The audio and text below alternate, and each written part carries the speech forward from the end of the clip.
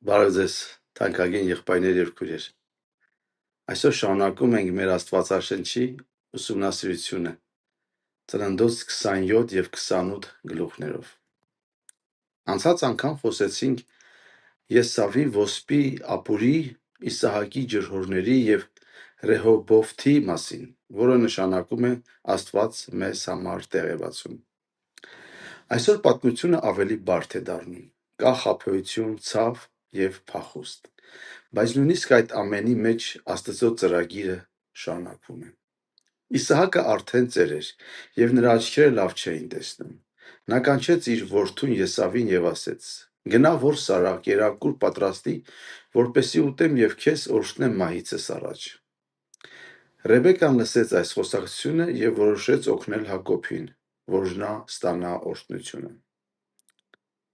Հակոբը վախեցավ եւ ասեց. «Եթե հայրս ինձ շոշափի, կհասկանա, որ ես Եսավը չեմ, եւ ես կդառնամ խաբեբա նրա աչքում»։ Բայց մայրը համոզեց նրան։ Հակոբը հագավ Եսավի հագուստը, ձեռքերի այծի կաշի փաթաթեց եւ մտավ հոր մոտ։ Իսահակը հարցրեց. «Ո՞վ ես դու, որդյակ»։ Հակոբը պատասխանեց. «Ես Եսավն եմ»։ Սա պարզապես սուտ էր։ Իսահակը երկու անգամ հարցրեց եւ Հակոբը երկու անգամը նույն սուտը ասեց։ Վերջում Իսահակը օրհնեց նրան։ Հետո եկավ Եսավը, երբ նա հասկացավ, թե ինչ է տեղի ունեցել, բարձր ու դառնորեն լաց եղավ եւ ասեց. «Հայր, ինձ էլ օրհնիր»։ Բայց արդեն ուշ էր։ Աստվածաշունչը ասում է, որ նա արցունքներով փնտրեց օրհնությունը, բայց չգտավ։ Հետո Ռեբեկան Հակոբին ասեց. «Փախիր Խարան, քո քեռի Լաբանի մոտ, որովհետև Եսավը ուզում է սպանել քեզ»։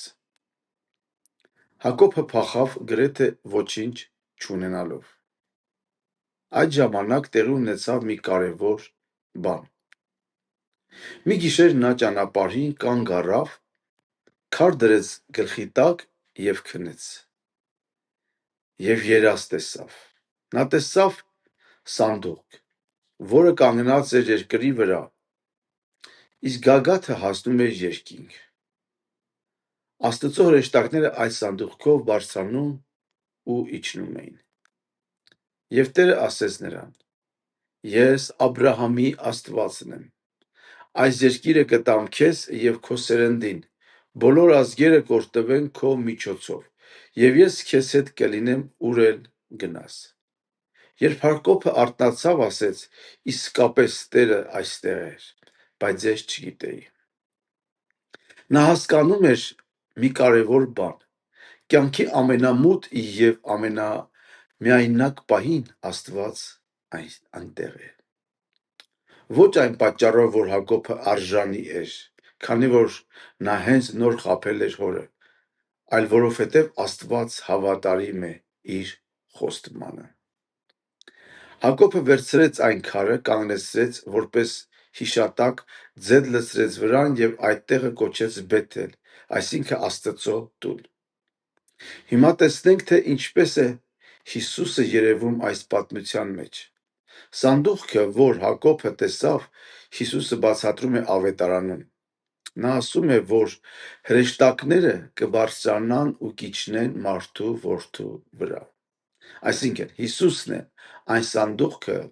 խորհրդանշում, որը կապում է երկինքը եւ երկիրը։ Նա է մեր միջնորդը, Աստծո եւ մարդկանց միջև միակ միջնորդը։ Մեկ այլ հետաքրքիր բան էլ կա։ Հակոբը հագավ Եսավի հագուստը, որպեսզի ստանա հոր օրհնությունը։ Նման ձևով մենք էլ հագնում ենք Քրիստոսի արդարությունը, Քրիստոսին որպես մեր վրա, Եփեսացիս թղթերի մեջ գրված։ Եվ այդ պատճառով ենք ստանում Աստծո օրհնությունը։ Ոչ մեր արժանիքներով, այլ Հիսուսի շնորհիվ։ Եվ Բեթելը Աստծո տունը նույնպես մեզ հիշեցնում է Հիսուսին։ Հիսուսն ասեց. «Ես եմ դուռը եւ ես եմ ճանապարհը»։ Հովհաննեսի 14:6։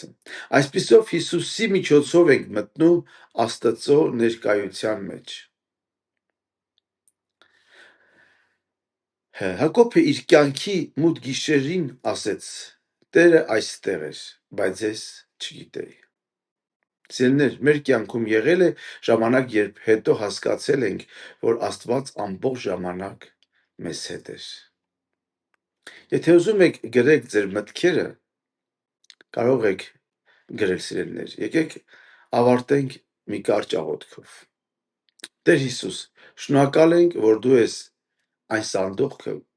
որ կապում է երկինքը երկրին։ Շնորհակալ ենք, որ նույնիսկ մեր կյանքի ամենամութ պահին դու մեզ հետ ես։ Օգնի մեզ հագնել քո արդարությունը եւ ստանալ հոր օրհնությունը։ Ոչ մեր արժանինքներով, այլ քո շնորհով, Քրիստոս։ Շնորհակալ ենք, որ դու լսում ես։ Ամեն։ Եթե այս ուսուցումը օգտակար էր ձեզ համար, կիսվեք ձեր ընկերների հետ եւ շարունակենք միասին ուսումնասիրել Աստվածաշունչը, ծննդոցից մինչև հայտնություն։ Աստված օրհնի ձեզ եւ ձեր ընտանիքները։ Կհանդիպենք հաջորդ գլուխներում։